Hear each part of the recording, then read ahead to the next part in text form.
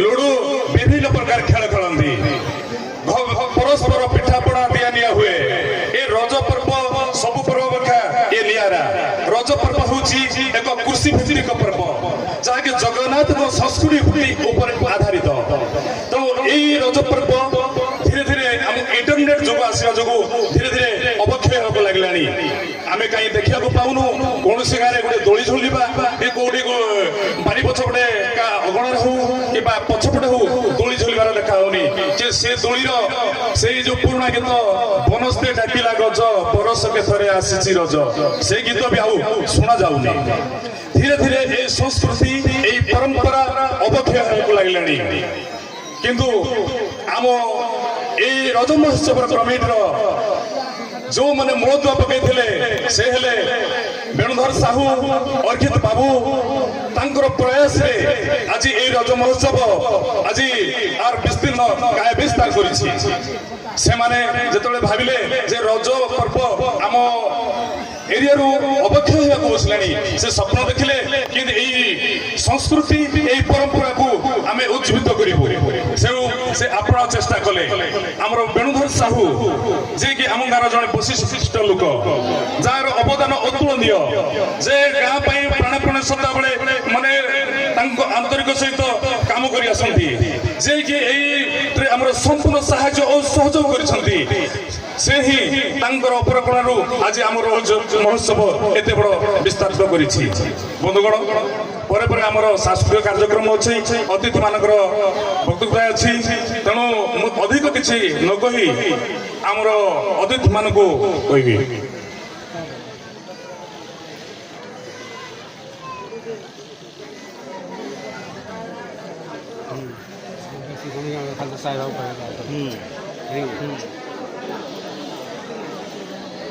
मु आमर अनुकूल भाव को कहबी से आमर अतिथि मान परिचय प्रदान करेंगे।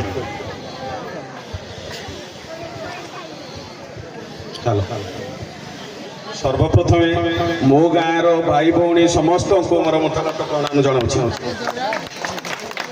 ए रज कमिटर समस्त भाई मान को जेपरी सहयोग करी 7 दिन नी आसिले सहयोग दिने जमा आसंता वर्ष जमी भल रज हम समस्त आहरी संग्राम हम प्रोग्राम आहरी बढ़ चेष्टा करी एवं एठी दिन राति रही रज को आहरी केमी भल हम आम अनुगुल डिस्ट्रिक्ट कि ओडिशा रे आम रज को जमी परिचित करेबू आम बापसरा गाँव को परिचित करेबू सेटा चेष्टा करी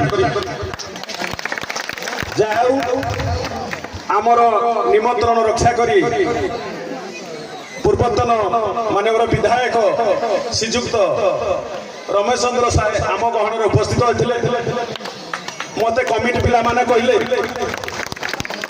जे सार को यही फील्ड रे बा यही रज उत्सव आम रमेश साहब को अतिथि करने चाहूँ आपण आनीपारे कि ना मुझे आपण मैंने कथा देले आपण मैंने मत कहले मुझे सार को जाकर मो मन कथा कहबी एवं पिला मानक कही निश्चिंत जीवी एवं से आज बहुत आनंदित ये रजर समस्त आनंद एवं लोक संख्या देखी एवं रज कमिटर समस्त सुचारू रूपे सब काम कर एवं आहरी खुशी हेबी गाँव सभापति प्रसन्न कुमार साहू सेक्रेटरी आमर ज्ञानेन्द्र बाबू सहयोग साउंड एवं सहयोग कर सहयोग देवी एठाते मोर अतिथि परिचय ए रजर जी प्रतिष्ठाता गाँव जी भल कम करे सब पर दुखरे दुखी पर सुखरे सुखी हुए से आ कहमती मोर बड़ भाई श्रीजुक्त वेणुधर साहू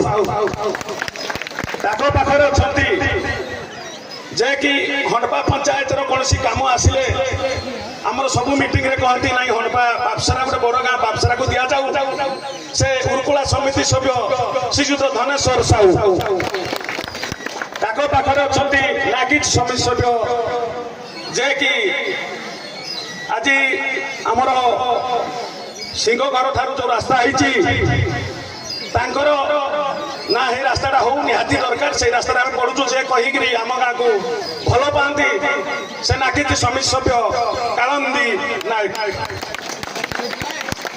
ଆଉ ଦୁଃଖ ସୁଖର ସାଥୀ ପାପସରା ଗାଁରେ ଯୋଉ କୌଣସି ପର୍ବ ହଉନା କାହିଁକି ତାକଟିକି ଜମି ନିମନ୍ତ୍ରଣ କାଟି ଟିକେ ପହଞ୍ଚି ଯାଇଛି। ଆରେ ଆନୁକୂଲ୍ୟ ମୁଁ ଯିବି ଗାଁକୁ ଯିବି, ଗାଁର ଭଲ ମନ୍ଦ ବୁଝିବି, ମୁଁ ଟିକେ ଯିବି। ସେ ଆଉ କେହି ନୁହନ୍ତି ଆମର ପୂର୍ବତନ ମାନ୍ୟବର ବିଧାୟକ ସମସ୍ତଙ୍କ ହୃଦୟରେ ବିରାଜିତ କରିଥିବା ରମେଶ ଚନ୍ଦ୍ର ସାଏ ମହୋଦୟ ଏଠାରେ ଉପସ୍ଥିତ ଅଛନ୍ତି। ଆଉ ଜଣେ ରଜର ଆୟୋଜକ, ରଜର ଭଲ ମନ୍ଦ ବୁଝୁଥିବା ବ୍ୟକ୍ତି ଶ୍ରୀଯୁକ୍ତ କୃଷ୍ଣଚନ୍ଦ୍ର ସାହୁ ଏବଂ ତା ପାଖରେ ଅଛନ୍ତି ଯେ କି ଆମର ପାଖ ଗାଁର ଦୌରାକୋଟ ଗାଁର ତୋରଣୀ ଭାଇ ଏବଂ ମୋ ଅନୁପସ୍ଥିତିରେ ସମସ୍ତଙ୍କ ନିମନ୍ତ୍ରଣ କାର୍ଡ ଯିବା, ସବୁ କଥା ବୁଝିବା ମୋର ନାତିଆ ଶ୍ରୀଯୁକ୍ତ ଗୋପାଳ ସାହୁ ଏବଂ ଆଉ ଜଣେ ସମାଜସେବୀ ପିଲେ କର ରଜ କର ଯାହା ହବ ମୁଁ ଦେଖିବି ସେଇ ବ୍ୟକ୍ତି କହୁଥିବା ବ୍ୟକ୍ତି ଜଣେ ହେଲା ଭିକାରୀ ବାରି ଏବଂ এইটি তো আমার অଛନ୍ତି ত্রিনাথ বাবু সে গাড়ি ডিউটি ছাড়ি সবুদিন আসি সমস্ত ডাকি কেমিতি রজ ভালো হব কোন হব সেই চেষ্টা করতে। এইটি তো রজ দেখিলে স্যার আমার মুখ্যর অতিথি মোর কিছু অনুরোধ অছি, কিছু করে যাইছন্তি ଆଉ କିଛି ବାକି ଅଛି, କାରଣ ଆପଣ ନିଶ୍ଚିତ କରିପାରିବେ ବୋଲି ଆମ ପାପସରା ଗାଁ ତଥା ରଜ କମିଟି ପିଲାମାନେ ତଥା ସମସ୍ତ ମା ମାନେ ଆଶା କରିଛୁ ଯେ ଆମର ରମେଶ ଚନ୍ଦ୍ର ବାବୁ ଆସିଲେ ଏଇ କାମର ସବୁ କରିପାରିବେ। ଆମର ଗାଁ ଦୁର୍ଭାଗ୍ୟବଶତଃ ପାପସରା ଗାଁରେ ଗୋଟେ ଲାଇଟ୍ର ବ୍ୟବସ୍ଥା ଆପଣ କରିଛନ୍ତି, କିନ୍ତୁ ସେଇ ପାଇଲାକୁ ପୁନରୁଦ୍ଧାର କରି ଆମ ଗାଁରେ ଲାଇଟ୍ ଦେବାର ବ୍ୟବସ୍ଥା କରନ୍ତୁ। ଆଉ ଦ୍ୱିତୀୟ କାରଣ ହେଲା ଗାଁର ତ ଅଭିଯୋଗ ଦେଖିଲେ କାଳୀ ମନ୍ଦିରଟେ ଆପଣ 10 ଲକ୍ଷ ଦେଇଥିଲେ, କିନ୍ତୁ ପରବର୍ତ୍ତୀ ଅବସ୍ଥାରେ ତାକୁ ଭାଗ କରି 6.5 ଲକ୍ଷ ଟଙ୍କା ଦେଲେ, ସେଣୁ କାଳୀ ମନ୍ଦିର ହେଇପାରିଲା ନାହିଁ, ସମ୍ପୂର୍ଣ୍ଣ ହେଇପାରିଲା ନାହିଁ। ବଡ଼ ଦୁଃଖର ବିଷୟ। ଆପଣ କେମିତି କୋଉଠୁ ଦେବେ ଆମେ ଜାଣିନୁ, କିନ୍ତୁ କାଳୀ ମନ୍ଦିରକୁ କମ୍ ସେ କମ୍ 10 ଲକ୍ଷ ଦେଲେ ଆମେ ସମସ୍ତେ ଉପକୃତ ହବୁ।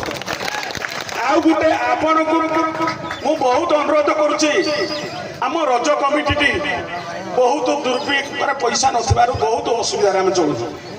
ତେଣୁ ଅନୁରୋଧ କରିବି ଛୋଟ ବଡ଼ କାମ ଟିକେ ଦେଲେ ଆମେ ନେକ୍ସଟ ବର୍ଷ ରଜଟି ଭଲ ଭାବରେ କରିପାରିବୁ। এইটি ହେଲା ଗାଁର ସମସ୍ୟା, এইটি ହେଲା ଆମ ରଜ କମିଟିର ସମସ୍ୟା ଏବଂ ଆପଣଙ୍କ ଯୋଉ କାମ କରି ଯାଇଛନ୍ତି ଯାହା ଲୋକ ଜରୁଛନ୍ତି, ଆପଣଙ୍କ ଯୋଉ ପାଣି ସମସ୍ୟା, ପାଣି ପ୍ରାୟ ଗାଁରେ 80 ଭାଗ ପାଇଛନ୍ତି ଆଉ 20 ଭାଗ ପାଇନାହାନ୍ତି। ତେଣୁ ସେଇଟା ପାଇଁ ଟିକେ ଦୃଷ୍ଟି ଦେବେ ସାର୍, ନହେଲେ ଆମର ଗାଁ ଠିକରେ ଅଛି ଏବଂ ଠିକ କାମ କରିଛନ୍ତି। ଆମର ଗ୍ରାମର ସଭାପତି ଏବଂ ସେକ୍ରେଟାରୀ ସହିତ କାରଣ ତାଙ୍କର ସାର୍ଙ୍କ ସାଙ୍ଗରେ 10 ମିନିଟ୍ କଥା ହେବେ, ଆପଣ ଟାଇମ୍ ଦେବେ। ମୁଁ ଏତିକି କହି ମୋ ବକ୍ତବ୍ୟ ବନ୍ଦ କରୁଛି।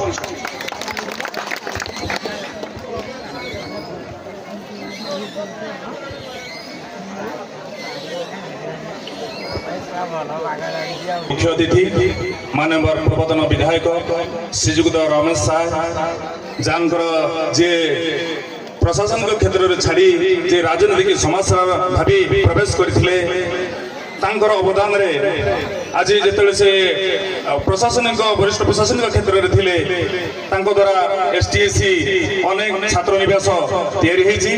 तांकर सबुठु बड़ अवदान, तांकर आउ गोटे बड़ अवदान है विभिन्न रास्ताघाट उन्नति, पुल निर्माण, कोठाघर निर्माण, स्वास्थ्य, शिक्षा ए से बहुत दृष्टि देइछन्ती। आउ बहुत आम आठमल्ली निर्वाचन मंडल उन्नति साधित होइछि। आउ आम गाँर जो आज पानी जल पाउछन्ती ए सब होछि तांकर अवदान, जहाँकि घरे घरे पानी पहुँचुछि सेटा होछि से सानकर अवदान। आउ गोटे अवदान है जितेबाला से पश्चिम ओडिशा विकास में थे से समय आम गाँव बंध जो वाल तैयारी से 10 लक्ष टंका प्रदान करते। आम गाँ स्कूल जिते गोल्डन जुबली तैयारी जो है से समय से स्कूल बाउंड्री 2,50,000 टंका प्रदान करते। सब अवदान थिला। तेणु मु आपण मानकर बहुमूल्य समय नष्ट न करी आमर अतिथि ଶ୍ରୀଯୁକ୍ତ ରମେଶ ସାର୍ଙ୍କୁ କହିବି ଆମ ରଜ ମହୋତ୍ସବକୁ ନେଇ ଦୁଇ ପଦ କଥା ଶୁଣିଲେ ଆମେ ସମସ୍ତେ ଖୁସି ହବୁ।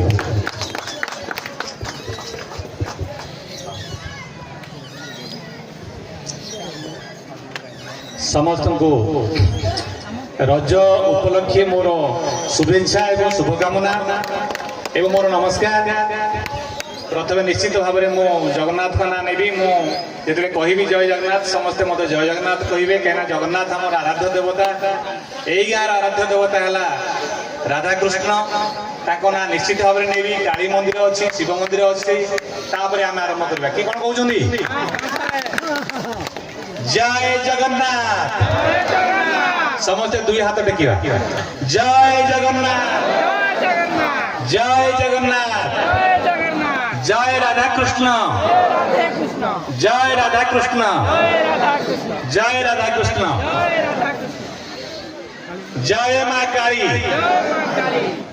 ଆଚ୍ଛା, ଆଜି ହଉଛି ଶେଷ ଦିନ ନୁହେଁ ତ? କାଲି ବୋଧେ ଶେଷ ହବ, କାଲି କି ହବ ନା?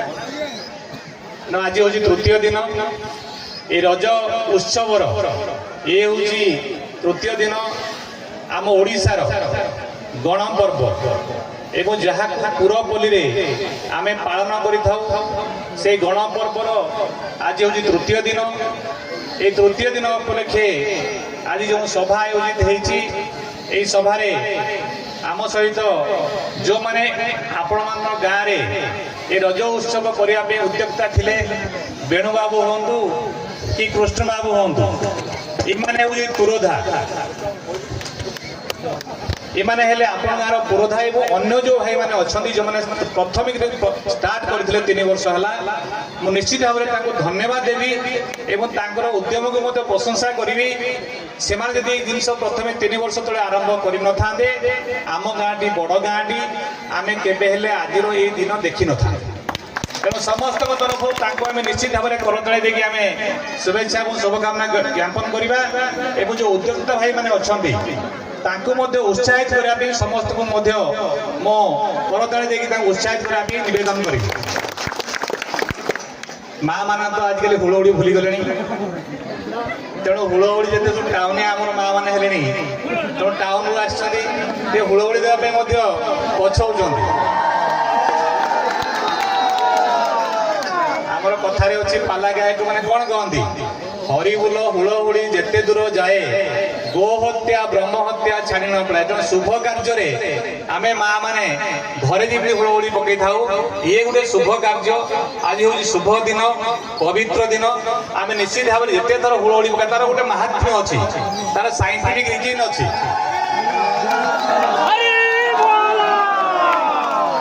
ହେଲା ତେଣୁ ଆମେ ତାକୁ ଶିଖିବା, ତାକୁ ଭୁଲିବା ନାହିଁ। ଆମେ ରଜ ଉତ୍ସବକୁ ଭୁଲି ଯାଉଥିଲେ, ଏବେ ପୁଣି ମନେ ପକେଇଲେ।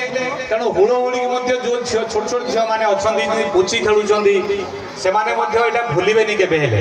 ଇଏ ଗୋଟେ ଘରେ ଆମେ ଯେତେବେଳେ ହୁଳହୁଳି ଟିକେ ଦଉ ନିଶ୍ଚିତ ଭାବରେ ଠାକୁର ଆମ ପ୍ରତି ପ୍ରସନ୍ନ ହୁଅନ୍ତି। ତେଣୁ ଆମେ କେବେ ହେଲେ ଅବହେଳା କରିବା ନାହିଁ। ତେଣୁ ଆଜିର ଏଇ ଉତ୍ସବରେ ଆମ ସହିତ ଅଛନ୍ତି ଆପଣ ଗାଁର ଯୋଉ ଉଦ୍ୟୋକ୍ତା ଦୁଇ ଜଣ ଅଛନ୍ତି, ଆପଣ ତାଙ୍କୁ ମୁଁ ଧନ୍ୟବାଦ ଦେବି। ତା ସହିତ ଆମର ସମିତି ସଭ୍ୟ ଭାଇ ମାନେ ଅଛନ୍ତି, ଆମ ନାଚିର ଯିଏ ଅଛନ୍ତି ଆମର କାଳନ୍ଦୀ ବାବୁ, ତା ସହିତ ଆମର ଉର୍କୁଳାର ଆମର ଧନୀ ଭାଇ, ଏଇ ପଞ୍ଚାୟତର ମଧ୍ୟ ଅଛନ୍ତି ଆମର ଆନୁକୂଲ୍ୟ ଭାଇ ଅଛନ୍ତି ଏବଂ ତରଣୀ ସେନ ନାୟକ ଅଛନ୍ତି ଆପଣ ଗାଁ ପାଖର। ସେ ମଧ୍ୟ ଜଣେ ଆପଣଙ୍କର ଉଦ୍ୟମାନ, ଆପଣଙ୍କର ସେ ମଧ୍ୟ ଗୋଟେ ବରିଷ୍ଠ କର୍ମୀ ଏବଂ ଜଣେ ସମାଜସେବୀ। ତା ସହିତ ଆମର ଗୋପାଳ ବାବୁ ଅଛନ୍ତି ଏବଂ ହେମନ୍ତ ଭିକାରୀ ବାବୁ ମଧ୍ୟ ଅଛନ୍ତି। ତା ମୋ ସମ୍ମୁଖରେ ଥିବା এই প্রত্যেক পঞ্চায়েতরু এই পাখাপাখ পঞ্চায়েতরু প্লস আম এই পঞ্চায়েতরু আপনার হন্ডপা পঞ্চায়েতরু আসিবা সমস্ত ভাই ভৌণী মানে বিশেষ করে এই আপসরা গাঁরু যে সব এই আপনার রজ উৎসব পালন করা আসছেন, পিলাମାନଙ୍କୁ দেখি ঝিও পিলাମାନଙ୍କୁ ধরিকি আপনার দোড়ি খেলা আসছেন। সমস্ত মো তরফর শুভেচ্ছা শুভকামনা এবং যে ভাগ নিয়েছেন প্রতিযোগী মানে প্রতিযোগিতার তাকে মু শুভেচ্ছা জ্ঞাপন করবি। সাংবাদিক বন্ধুগণ সমস্ত আউ থে মোর ভক্তিযুক্ত নমস্কার এবং শুভেচ্ছা শুভকামনা। মো পিলাମାନେ বেশি সময় নেবি নাই, মো দুই পদ কহিবি।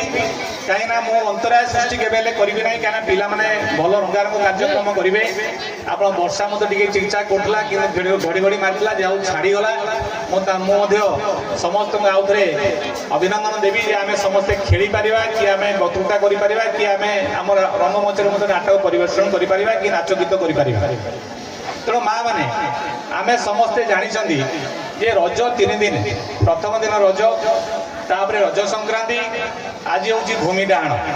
ଏମିତି 3 ଦିନ, ତାପରେ ଆପଣଙ୍କର ତାପରେ ଆପଣ କଣ କହନ୍ତି ମହାଲକ୍ଷ୍ମୀ ବୁଡ଼। এই 4 ଦିନ କାଳ ଆମେ ସମସ୍ତେ ଓଡ଼ିଶାରେ ପାଳନ କରୁ। ମୁଁ ୟା ପୂର୍ବରୁ ମୁଁ ଏମଏଲଏ ହେବା ପୂର୍ବରୁ, ଗତ ଥର ଏମଏଲଏ ହେଲି ତା ପୂର୍ବରୁ ମୁଁ କଟକରେ କାମ କରୁଛି। ମୁଁ ଦି ପଦ ଖାଲି କହିବି ମା ମାନେ ଶୁଣିଥା। ମୁଁ ଦେଖିବାରେ ଆମ ଗାଁ ମାନଙ୍କରେ ଆମେ ରଜ ଉତ୍ସବ କହିଲେ ପିଠାପଣା କରି ଖାଉ। ଘର ପଛପଟେ କି ଆଗରେ ଯୋଉ ଗଛ ଥିବ ତା ଆଗରେ ଆମେ କିଛି ଦୋଳି କରିବା ପାଇଁ କରିଥାଉ, ପିଲାମାନେ ଖେଳନ୍ତି।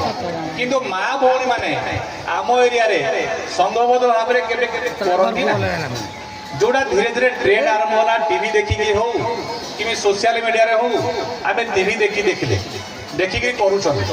କିନ୍ତୁ ମୁଁ ଯେତେବେଳେ ଥିଲି ଆପଣଙ୍କର 1999 ମସିହାରୁ 2010 ମସିହା ପର୍ଯ୍ୟନ୍ତ 11 ମସିହା ପର୍ଯ୍ୟନ୍ତ ମୁଁ କୋଷ୍ଟାଲ ଜିଲ୍ଲାରେ କାମ କରିଛି। ସେ ଜାଗାରେ ଏ 3 ଦିନ ହେଉଛି ଝିଅ ପିଲାଙ୍କର, ମା ମାନଙ୍କର।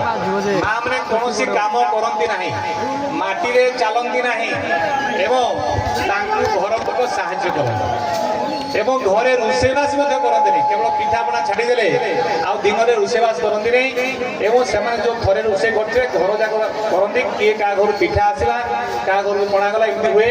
ବାପ ଘରୁ ଆସେ, ଭାର ଆସେ। ଆମର ତ ଭାର ସିଷ୍ଟମ ନାହିଁ, କିନ୍ତୁ କୋଷ୍ଟାଲ ଜିଲ୍ଲାରେ ଉପକୂଳବର୍ତ୍ତୀ ଏରିଆରେ ତାଙ୍କର ବେଶୀ ଭାର ସିଷ୍ଟମ ଥାଏ। ମୁଁ ଦେଖିଛି ଏବଂ ଆମେ ମଧ୍ୟ ସାମିଲ ହେଇଛୁ।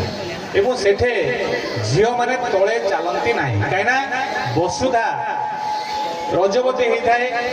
ମା ମାନେ ସମସ୍ତେ ଜାଣିଛନ୍ତି କାହିଁକି ତାକୁ ମାଟି କଟାଯାଏ ନାହିଁ କି ହଣାଯାଏ ନାହିଁ ଏବଂ କାହିଁକି ଖନନ କରାଯାଏ ନାହିଁ। ସେଥିପାଇଁ ଏଇ 3 ଦିନ ଅପ୍ ଟୁ ଭୂମି ଡାହାଣ ପର୍ଯ୍ୟନ୍ତ ଏବଂ ମହାଲକ୍ଷ୍ମୀ ବୁଡ଼ ପର୍ଯ୍ୟନ୍ତ ଆମେ ପାଳନ କରିଥାଉ।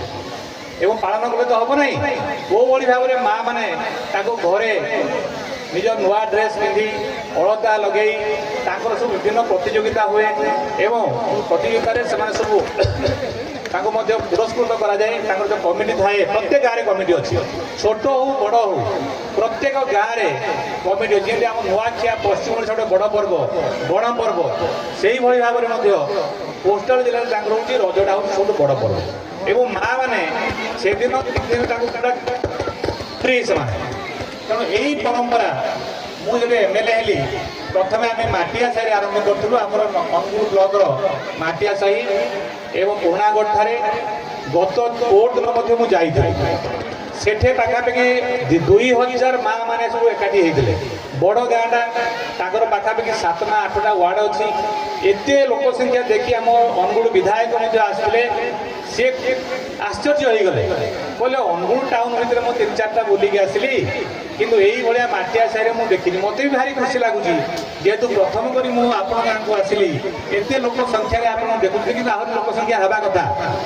ଆମେ ଆହୁରି ହେଲେ ପିଲାମାନେ ଉତ୍ସାହିତ ହେବେ ଏବଂ ସେମାନେ ଶିଖିବେ।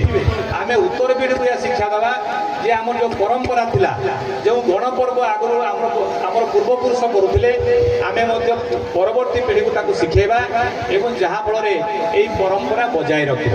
ଏହି ଗଣପର୍ବର ହେଉଛି ସେ ହେଉଛି ବଡ଼ ମହତ୍ତ୍ୱ। ତେଣୁ ମୁଁ ସମସ୍ତଙ୍କ ଆୟୋଜକ ଭାଇମାନଙ୍କୁ ଅନୁରୋଧ କରିବି, ଆସନ୍ତା ବର୍ଷଠାରୁ ସେ ଆହୁରି ଜାକଜମକରେ କରନ୍ତୁ। ଆମେ ଯେତେ ଅଛୁ, ମୁଁ ତ ସବୁବେଳେ ରହିଛି ଆପଣ ଗାଁ, ଆପଣଙ୍କ ସହିତ ସବୁବେଳେ ମୁଁ ଆସିଛି। ଆପଣମାନେ ଯେତେବେଳେ ଡାକିଛନ୍ତି ମୁଁ ନିଶ୍ଚିତ ଭାବରେ ଆସିଛି।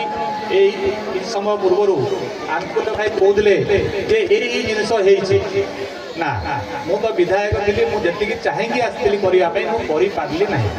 କାହିଁକି କରିପାରିଲିନି ସମସ୍ତେ ଜାଣିଛନ୍ତି ଏବଂ ପଇସା ମଧ୍ୟ ଖର୍ଚ୍ଚ ହେଇପାରିନି। ଏବେ ମଧ୍ୟ ପଇସା ଅଛି, ଖର୍ଚ୍ଚ କରାଯାଇ ପାରୁନାହିଁ। ଏବେ ଧୀରେ ଧୀରେ ଷ୍ଟାର୍ଟ ହେଇଛି। ମା ମାନେ ଦେଖ, ଏତେ ସୁନ୍ଦର ରାସ୍ତାଟେ ହଣ୍ଟପାଠୁ ଆପଣ ପେଡ଼ି ପତ୍ର ଦିଆଗଲା, ଏଇଟା କ'ଣ ଭଲ ହେଇନି? ଏତେ ଚଉଡ଼ା ରାସ୍ତା ଦିଆଗଲା। ଗୋଟେ ଛୋଟିଆ ରାସ୍ତା ଆଗରୁ ଥିଲା, ସିଙ୍ଗଲ ରାସ୍ତା ଥିଲା ତାକୁ ଲାଗି ଲାଗି ମଧ୍ୟ ମୁଁ କରିଲି କେମିତି ପେଡ଼ିପତ୍ର ଠାରୁ ଏଇ ଗାଁକୁ ଆମେ ଭଲ ରାସ୍ତାଟିଏ ଦେବା। ଏବଂ ଏବେ ଆପଣ ଦେଖିବେ କଟରଗାଁ ପଞ୍ଚାୟତର ଯେଉଁ କେତେ ଗୋଟେ ରାସ୍ତା ହେଇଛି ମଧ୍ୟ ଗୋଟେ ପୋଲ ମଧ୍ୟ ହେଇଛି ଆମର ସେଠି ମଧ୍ୟ ଭଲ ପୋଲଟିଏ ହେଇଛି। ଆପଣ ଗାଁ ପାରି ଗଲେ ପଡ଼ିବ ସେଟା ବୈଶା ନୁହେଁ ଆମର ମୋହିନୀ ଘର ସରପଞ୍ଚ ଘର କୁଆଝରି କୁଆଝରିରେ ଗୋଟେ ମାନେ ରାତିରେ ଆସିକି ଦେଖିକି ଯାଇଥିଲି ମୁଁ ଗୋଟେ ବ୍ରିଜଟେ ହେଇଛି ସମସ୍ତେ ଦେଖିଥିବେ। ତେଣୁ ଆମର ଦାୟିତ୍ୱ ହେଲା ଯେ କ'ଣ କ'ଣ ଗାଁରେ କଲେ ଆମ ଲୋକମାନେ ଉପକୃତ ହେବେ। ଯାହା ବୋଲି ଭାଇ କହିଲେ ମୋତେ ଅନୁରୋଧ କରାଯାଇଥିଲା ଯେ କାଳୀ ମନ୍ଦିର ମୁଁ ରାତିରେ ଯାଇକି ଦେଖିଥିଲି। ସ୍କୁଲରେ ଯେତେବେଳେ ଗୋଲ୍ଡେନ୍ ଜୁବଲି ହେଇଥିଲା ମୁଁ ମଧ୍ୟ ଦେଖିଥିଲି। ଗେଟ୍ କରିବା ପାଇଁ ମଧ୍ୟ ତାଙ୍କୁ ମୁଁ କହିଥିଲି। ହଣ୍ଡପା ପାଖରେ ମଧ୍ୟ ଗୋଟେ ଗେଟ୍ ଦେଇଛି ଏପର୍ଯ୍ୟନ୍ତ ଗେଟ୍ ତିଆରି ହେଇପାରିଲା ନାହିଁ। ବହୁତ ପଇସା ମଧ୍ୟ ଅଛି କରାଯାଇ ପାରି ନାହିଁ। ତାକୁ ଆଗାମୀ ଦିନ ନିଶ୍ଚିତ ଭାବରେ ଆମେ କରିବା। କେନ୍ଦ୍ରମନ୍ତ୍ରୀ ସବୁବେଳେ ମୋତେ କହନ୍ତି ଯେ ରମେଶ ଭାଇ ଆପଣ ଯେତେବେଳେ ଯାହା ଯାଉଛନ୍ତି ଲୋକମାନଙ୍କର ଯାହା ଅଳି ଅର୍ଦଳି କରୁଛନ୍ତି ତାକୁ ଟିପିକି ଆଣିବେ ଏବଂ ମୋତେ ଜଣେଇବେ। ମୁଁ ନିଶ୍ଚିତ ଭାବରେ ସେଇ ଗାଁରେ ଆମେ ଚେଷ୍ଟା କରିବା ମା ଭଉଣୀମାନଙ୍କର ଭାଇମାନଙ୍କର ଆମେ କାର୍ଯ୍ୟ କରିବା ପାଇଁ ଯାହା ଯାହା ବାକି ଅଛି ଅଧୁରା କାର୍ଯ୍ୟ ମୋ ସମୟରେ ଅଛି ନିଶ୍ଚିତ ଭାବରେ ଆମେ ଏଥର କରିବାକୁ ଯାଉଛୁ। ଏତେ ତିଳେ ମାତ୍ର ସନ୍ଦେହ ନାହିଁ। ତେଣୁ ମୋତେ କିଷାନ ସାହି ବାଲା କହିଥିଲେ ଗୋଟେ ଏ ଯେଉଁ କର୍ମା ନାଚ କଲାବେଳକୁ ଗୋଟେ ଘର କରିବା ପାଇଁ କହିଥିଲେ ତାକୁ ବି କରି ଦିଆଗଲା। ଆପଣ ପାଣି ପାଇଁ ମୋତେ ସବୁବେଳେ ଅନୁକୂଳ ଭାଇ କହେ ଆଜ୍ଞା ଏଇଠାକୁ ପାଇପ୍ ପଡ଼ିବ ପାଇପ୍ ପଡ଼ିନି ପାଣି ଯାଉନି ଆଉ ଗୋଟେ କୂଅ ଖୋଳାଯାଉ ସେଟା ମଧ୍ୟ କରାଗଲା। ରାସ୍ତା ମଧ୍ୟ କାମ କରାଗଲା। କାଳୀ ମଣ୍ଡଳ ପାଇଁ ଯେଉଁ ପଇସା ଦିଆଯାଇଥିଲା ଯାହା ହଉ 6.5 ଲକ୍ଷ ଟଙ୍କା ଖର୍ଚ୍ଚ ମଧ୍ୟ କରାଯାଇ ତାକୁ ମଧ୍ୟ କମ୍ପ୍ଲିଟ୍ ଆମେ କରିବା ନିଶ୍ଚିତ ଭାବରେ କରିବା। ଆମେ ମୁଁ ଗଲେ ଏଇଟା ମନ୍ତ୍ରୀଙ୍କୁ ମଧ୍ୟ କହିବି କେନ୍ଦ୍ରମନ୍ତ୍ରୀ ଧର୍ମେନ୍ଦ୍ର ପ୍ରଧାନଙ୍କୁ ଆମ ମାଟିର ପୁଅ ସେ ମଧ୍ୟ ସବୁ କାର୍ଯ୍ୟ ଦେଖୁଛନ୍ତି ଏବଂ ଆମକୁ ମଧ୍ୟ କହୁଛନ୍ତି ଆପଣମାନେ ଯେତେବେଳେ ଯାଉଛନ୍ତି ଏରିଆକୁ ଲୋକଙ୍କର ସୁଖ ଦୁଃଖରେ ମଧ୍ୟ ସାମିଲ ହୁଅ। ଯେହେତୁ ଆମେ ଏଇ ଏରିଆରେ ବୁଲୁଛୁ ନିଶ୍ଚିତ ଭାବରେ এই বিষয়ে ଆମେ ଚେଷ୍ଟା କରିବା କିଭଳି ଭାବରେ ଯେଉଁ ଅଧୁରା କାର୍ଯ୍ୟ ରହିଛି ତାକୁ କାର୍ଯ୍ୟ ସମ୍ପନ୍ନ କରିବା। ସେଇଭଳି ଭାବରେ ଯେଉଁ ପାଣି ପାଇପ୍ରେ ଯେଉଁ ଆସୁଛି ବର୍ତ୍ତମାନ ମହାନଦୀରୁ ପାଣି ଆସିବ ସେ କାମ ମଧ୍ୟ ଜୋରସୋରରେ ଚାଲିଛି। ମଝିରେ ଧିମେଇ ଯାଇଥିଲା ଇଲେକ୍ସନ ବେଳକୁ ଏବେ ମଧ୍ୟ ଜୋରସୋରରେ ଚାଲିଛି। ତାକୁ ଆମେ ଚେଷ୍ଟା କରିବା ଆଗାମୀ 26 ମସିହା ପର୍ଯ୍ୟନ୍ତ 25-26 ଆସନ୍ତା ବର୍ଷ ପର୍ଯ୍ୟନ୍ତ ଆମେ କିଭଳି ଭାବରେ ପ୍ରତି ଘରକୁ ପାଇପ୍ ୱାଟର ଦିଆଯିବ ସେଟା ମଧ୍ୟ ମାନ୍ୟବର ପ୍ରଧାନମନ୍ତ୍ରୀ ଏବଂ ମାନ୍ୟବର ମୁଖ୍ୟମନ୍ତ୍ରୀ ଏବଂ କେନ୍ଦ୍ରମନ୍ତ୍ରୀ ଧର୍ମେନ୍ଦ୍ର ପ୍ରଧାନ ସମସ୍ତେ ଚେଷ୍ଟା କରୁଛନ୍ତି। ସେ ସମୟରେ ମଧ୍ୟ ମୁଁ ପଇସା ନେଇକି ଆସିଥିଲି ପାଖାପାଖି 400-600 କୋଟି।